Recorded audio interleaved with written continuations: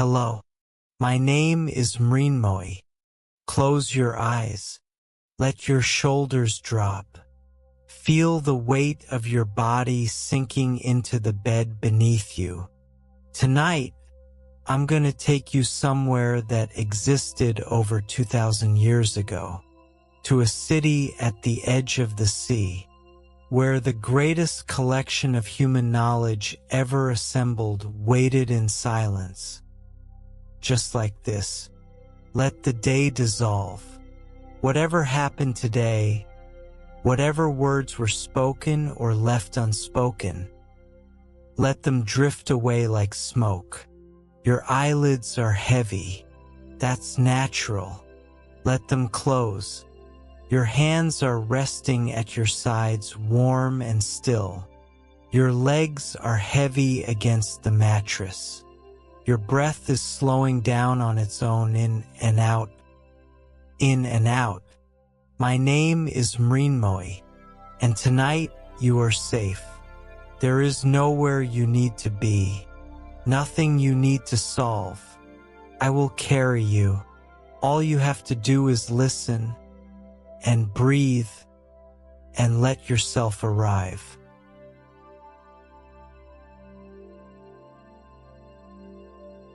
You are standing at the bow of a wooden ship. The Mediterranean stretches dark and quiet around you in every direction. The waves come and go with a slow, steady breath. Push and pull, push and pull. The wood beneath your feet creaks gently as the ship rocks. Above you, the stars are scattered across the sky like salt on dark cloth. The night air is cool on your face, and the only sounds are water and wind and the soft groan of ropes. And then, ahead of you on the horizon, a column of light rises from the darkness. It is the Pharos Lighthouse of Alexandria, one of the 7 wonders of the ancient world. Standing 130 meters tall, it was the second tallest structure ever built by human hands, after the Great Pyramid of Giza. Sailors could see this light from nearly 50 kilometers out to sea. Imagine that. A flame so bright it could guide you home from half a day's journey away. You watch the light grow brighter as you draw nearer, pulses slowly once, and again, like a heartbeat, like a beacon calling you home. The city is not visible yet. Only the light, only the promise of what waits ahead. Your ship glides forward through the dark water, and the lighthouse grows taller with every passing minute. Soon you will see the harbor. Soon you will step onto the stones of Alexandria.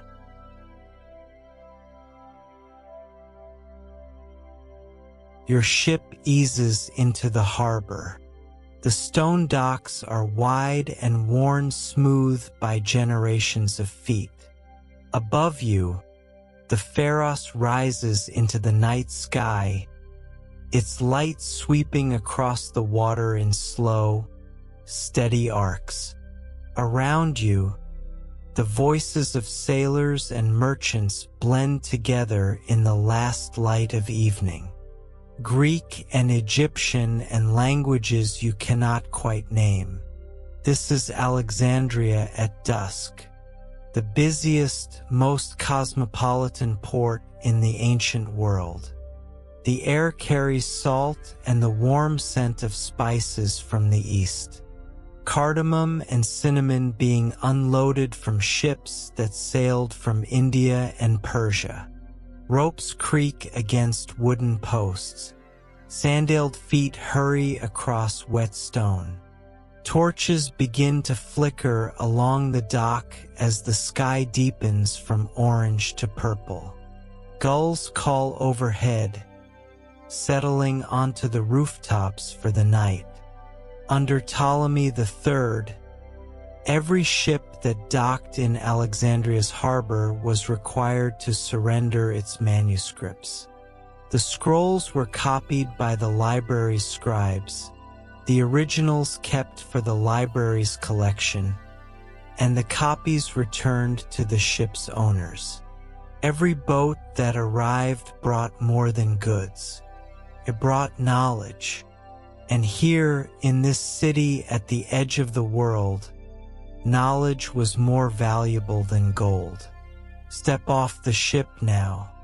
Your feet touch the stone. You have arrived.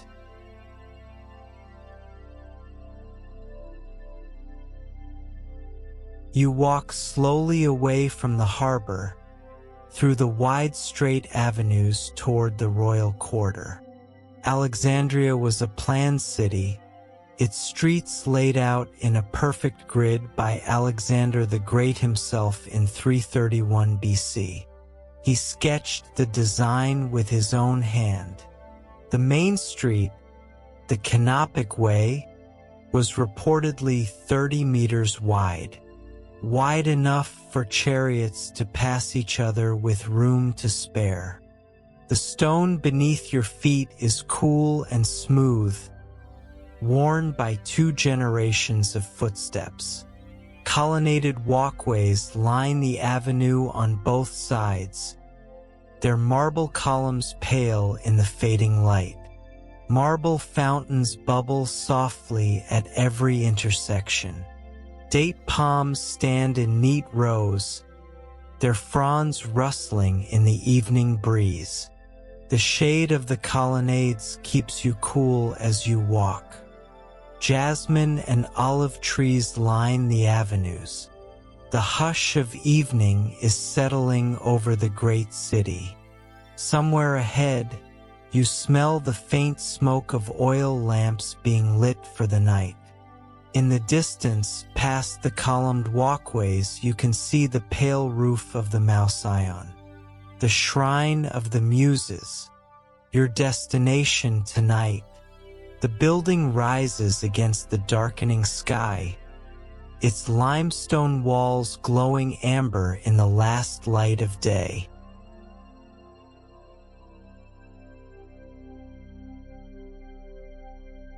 You arrive at the entrance of the Mouseion. The gate is tall, carved from pale limestone.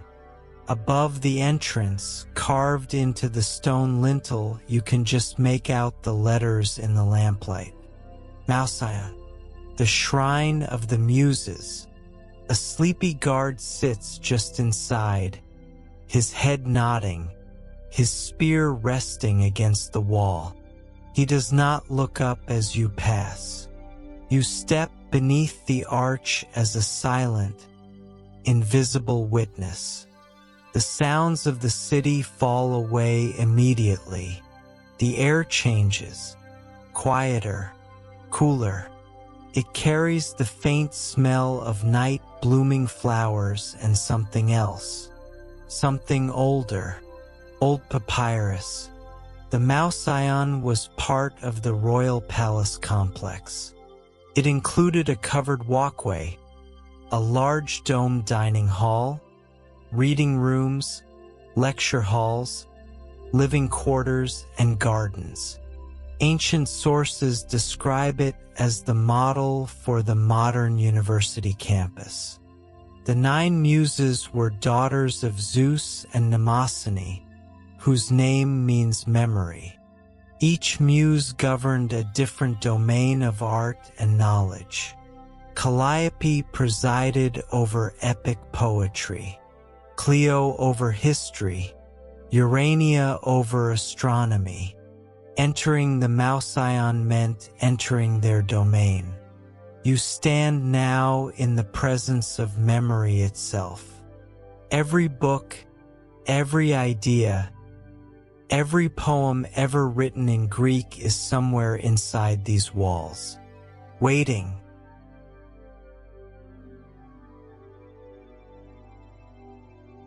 You move through the Peripatos, the covered walkway that circles the Mouseion gardens. The roof above you is supported by marble columns, their surfaces cool and smooth. Moonlight filters through the spaces between the columns, falling in silver strips across the stone floor. The garden on your left breathes quietly in the night air. Roses and night jasmine and olive trees, their leaves dark and still. Two figures walk slowly ahead of you in the lamplight. Scholars, robed in white linen. Their voices are low and unhurried, rising and falling like gentle waves. You cannot quite hear their words, only the rhythm of the Greek language, peaceful as water. You follow at a distance, in no hurry yourself, hearing only the rise and fall of their conversation. One of them pauses to gesture at something in the garden. The other nods slowly. They continue walking. The scholars who were accepted into the Mouseion lived there free of charge. Housing, meals, a salary, and exemption from taxes. The Greek geographer Strabo wrote that the Mouseion kept the greatest minds of the time free from the distractions of ordinary life, so they could devote themselves entirely to learning and teaching. These two men in white robes have nowhere else to be tonight except here, walking slowly through the moonlight, speaking of things that matter only to them.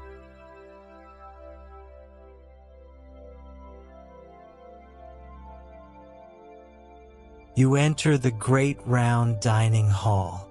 Supper finished long ago. Most of the scholars have retired to their rooms.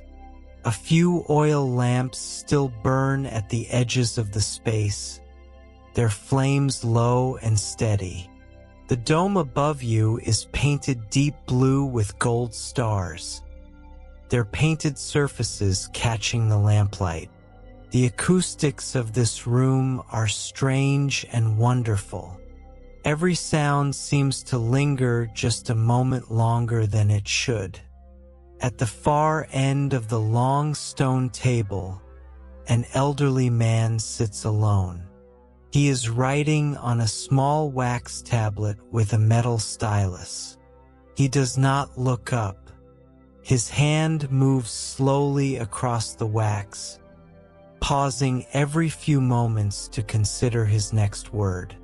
The smell of olive oil and beeswax hangs in the air. Empty stone cups wait at the places where the other scholars sat just an hour ago. The dining hall is nearly empty now. The great round space holds its quiet like cupped hands hold water. The old man's lamp is the only light that moves, shifting with each small breath of air that drifts through the open archway. His stylus scratches against wax. He pauses, considers, writes again. He is in no hurry. There is nowhere else in the world he needs to be tonight. He has his thoughts, his lamp, his wax tablet, and the silence.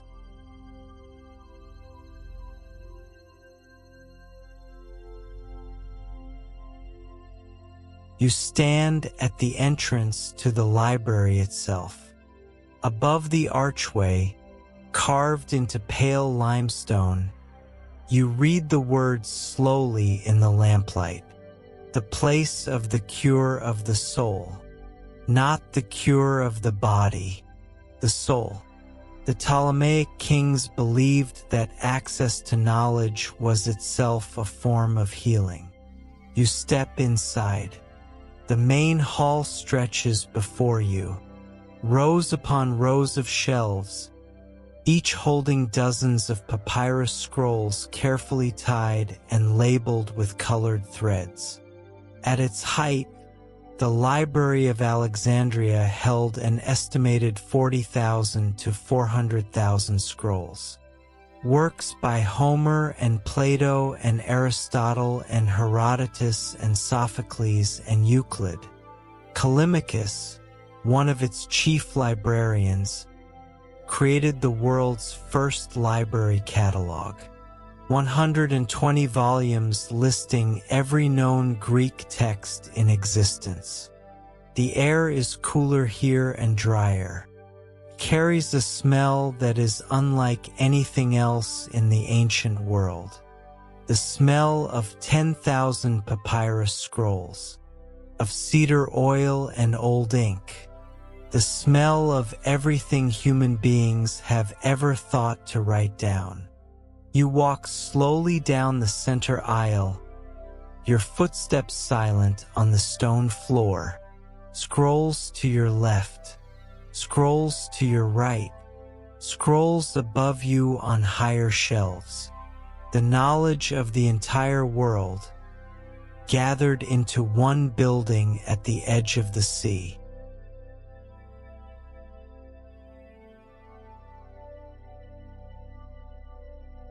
In a reading alcove off the main hall, one lamp is still burning. A middle-aged man sits bent over a wide sheet of papyrus. The papyrus is covered in geometric diagrams and numbers, circles within circles, lines and angles, small numerals written carefully in Greek. This is Eratosthenes, the chief librarian of Alexandria, the man who calculated the circumference of the earth. The lamp throws uneven light across the papyrus. His stylus traces a circle slowly, then pauses. He rubs his eyes with the back of his hand. He reaches for a small clay cup of water on the edge of the table.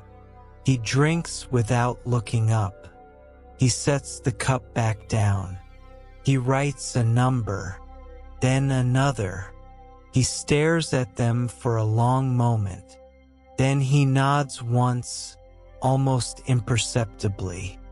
Around 240 BC, Eratosthenes calculated the Earth's circumference by measuring the angle of the sun's shadow in Alexandria versus Syene, a city to the south, on the same day. His answer was approximately 40,000 kilometers, accurate to within 2% of the modern measurement. He did this with a stick, a well, and geometry. You watch him from the doorway, still and invisible. He does not know you are there. He is somewhere else entirely, somewhere made entirely of geometry and starlight.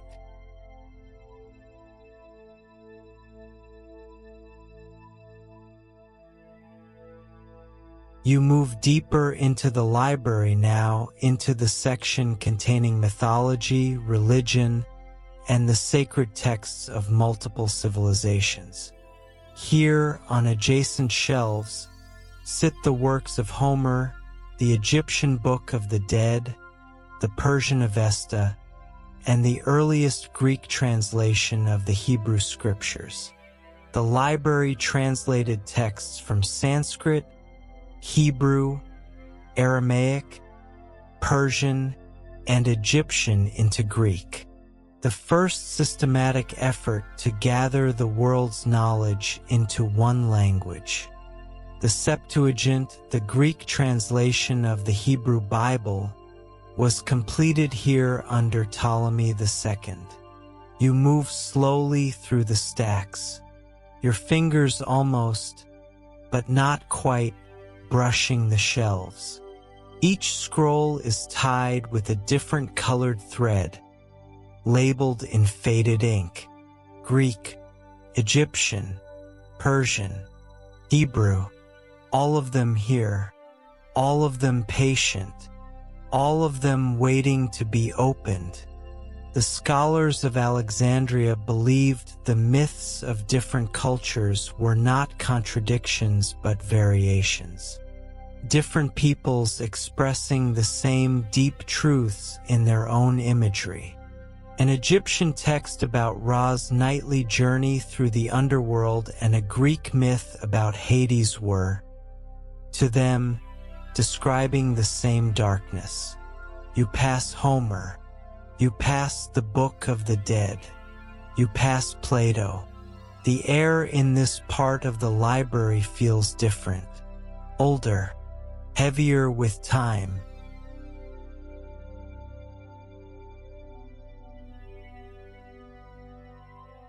In a small side room, a young copyist works by the last lamp of the night. The room is narrow and plain. A wooden desk, a stool, a shelf of blank papyrus, a jar of ink made from soot and water. The copyist is young, maybe 20 years old, with dark hair that falls across his forehead as he leans over his work. He does not push it aside. He does not seem to notice it at all. He is copying the Odyssey, carefully, letter by letter, onto a fresh sheet of papyrus. His handwriting is neat and slow, each letter formed with patience and care. He has been doing this for hours and will do it for hours more. The library employed full-time copyists whose only job was to duplicate scrolls, both to preserve them and to produce copies for distribution. A single scroll of Homer's Iliad could take weeks to copy. Every version of Greek literature we have today passed through the hands of people like this. The copyist's hand moves slowly across the papyrus. He writes down a story that is already 600 years old. Words that have passed through dozens of hands just like his, and will pass through dozens more. He does not look up. He writes. In the silence of the library, it feels like the most important thing in the world.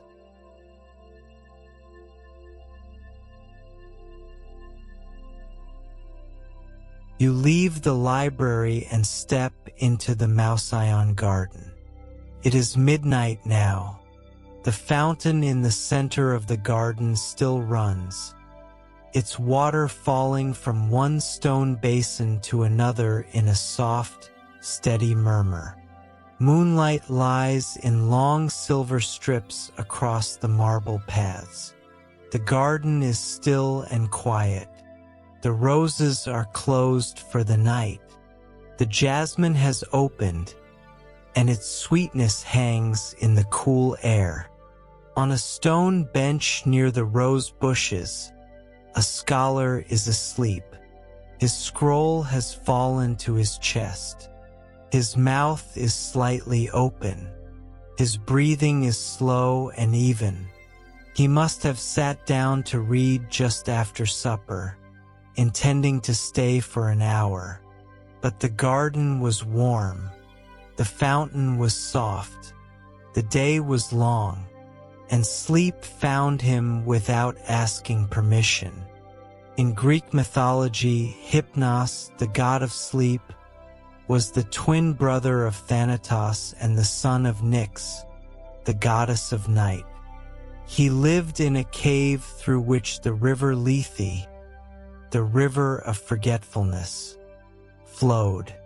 To fall asleep was to drink from Lethe, to let the day dissolve.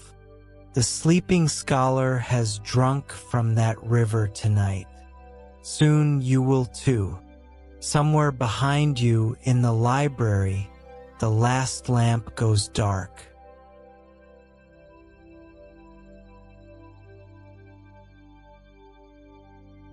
You find a low stone wall at the edge of the Mouseion grounds.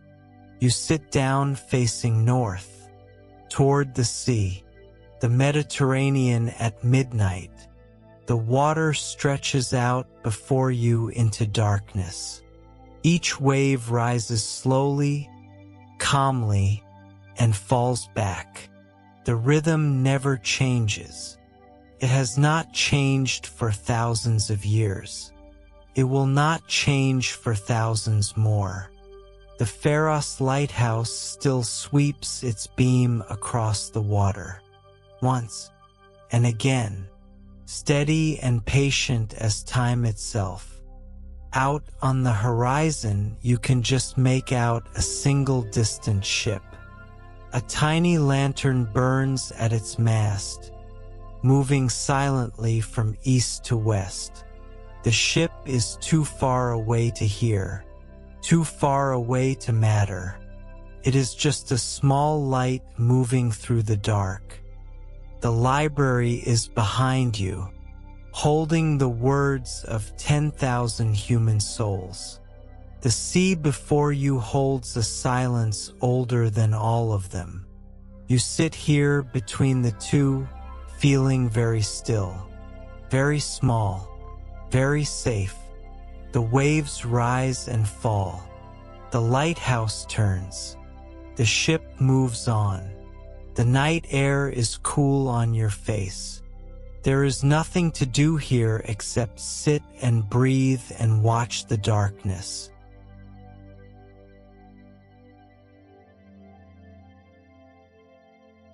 The last lamp in the library flickers once, twice, and goes dark.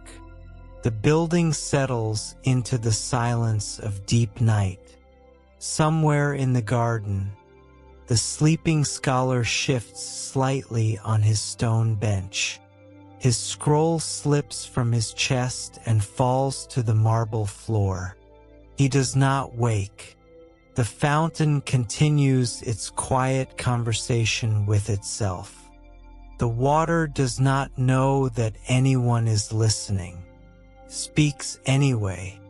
Alexandria is at rest, 2,000 years away from us, and still resting. The harbor is dark. The docks are empty. The canopic way is silent beneath the moon. In their rooms, the scholars sleep. Eratosthenes has rolled up his papyrus and gone to bed with the circumference of the earth still turning in his head. The young copyist has set down his pen. The Odyssey waits for him tomorrow, exactly where he left it. Let the day dissolve. Let the library hold its scrolls in the dark. Let the sea do its work. You do not need to hold anything right now. Everything is already written down. Everything is safe. You have traveled across the sea. You have walked through the ancient city. You have stood in the presence of the muses themselves. And now you rest. Just rest. Just breathe. Just let go.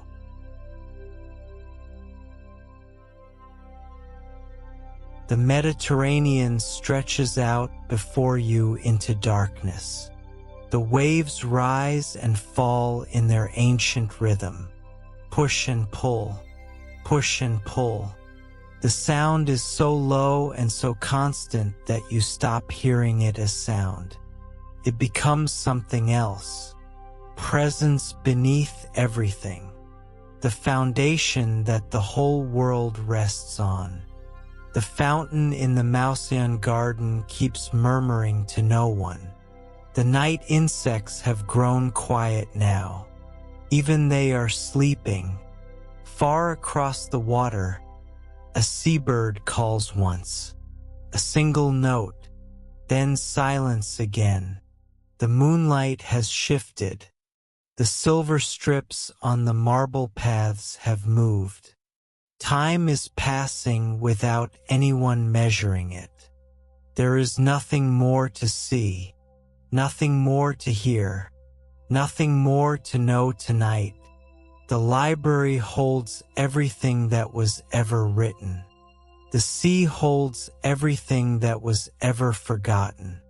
And you are somewhere in between, breathing slowly, eyes closed, body heavy, The waves rise, the waves fall, and you rise and fall with them, slower now, softer, until there is nothing left of you but breath. And the sea, and the dark, sleep